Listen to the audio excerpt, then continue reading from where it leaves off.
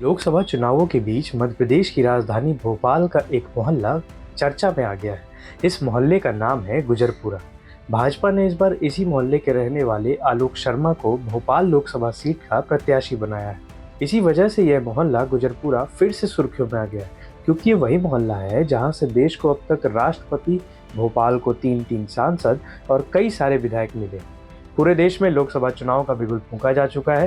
पहले चरण की वोटिंग 19 अप्रैल को होनी है, जिसके लिए प्रत्याशी चुनाव प्रचार के लिए उतर भी चुके हैं। इसी बीच मध्य प्रदेश की राजधानी भोपाल का एक मोहल्ला आजकल बहुत ज्यादा चर्चा में। इस मोहल्ले का नाम है गुजरपुरा। भाजपा ने इस बार इसी मोहल्ले के रहने वाले आलोक शर्मा को भोपाल लोकसभा सीट का प्रत्याशी बनाया है। गुजरपुरा मोहल्ला फिर से सुर्खियों में आ गया है, क्योंकि ये वही मोहल्ला है जहां से देश को राष्ट्रपति और भोपाल को 3-3 सांसद और कई विधायक। खुद आलोक शर्मा भी भोपाल के मेयर रह चुके हैं। अब तो लोग गुजरपुरा को राजनीति की नर्सरी तक कहने लगे हैं।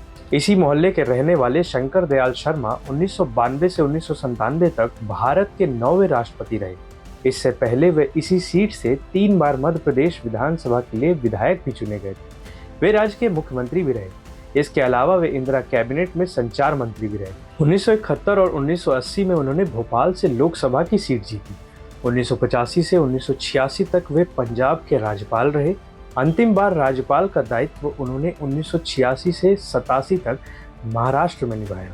शंकर दयाल शर्मा ने देश के 3 प्रधानमंत्री अटल बिहारी वाजपेयी, HD देवगौड़ा और IK गुजराल को शपथ दिलाई थी। वैसे जब मध्य प्रदेश की राजधानी भोपाल बतौर संसदीय सीट अस्तित्व में आई, तो इसकी पहली सांसद मैमूना सुल्तान चुनी गई। वो साल था 1957।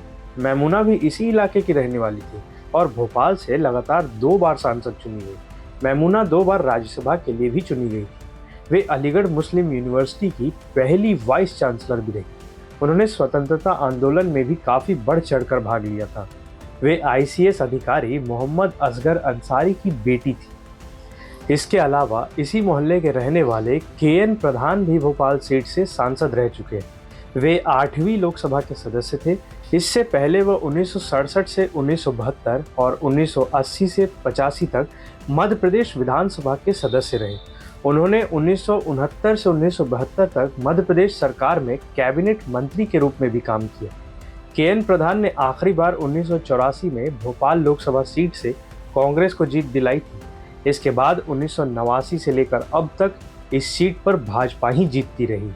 साल 2019 के चुनाव में कांग्रेस के बड़े नेता दिग्विजय सिंह भी यहां कांग्रेस का परचम नहीं लहरा पाए थे। फिलहाल भाजपा ने आलोक शर्मा को अपना उम्मीदवार बनाया है, जो भोपाल के मेयर रह चुके हैं।